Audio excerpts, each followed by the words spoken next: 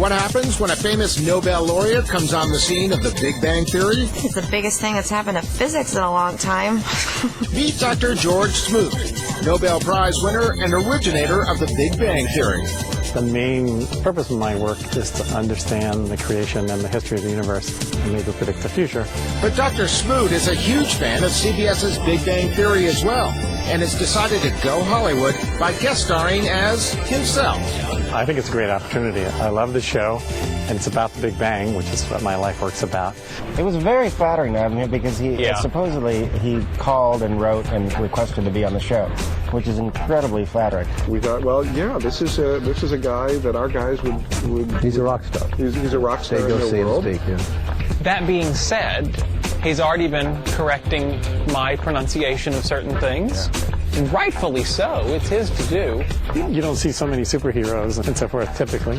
When the boys find out that Dr. Smoot is speaking in San Francisco at a conference, they waste no time jumping on a train to make the trip north. He's a god to these guys. Yeah, you know, they'll travel by any method to any place on Earth to meet a guy like that. It's bigger than Britney Spears being on How Many Months. Yeah. And for the show's producers, having a Nobel Prize winner around the set validates the show's premise. It's really cool having Very somebody. exciting. Yeah, that's the real deal. I mean, you know, we make fun of this kind of world and hopefully with affection, but these are the people that are changing the world. In fact, Dr. Smoot at times took it one step further, trying to inject a little of his own humor in the script lines. And when we win the Nobel Prize, you'll be back on top. Dr. Cooper, I'm looking for a brilliant, audacious man to help me carry on this work. You're just the person.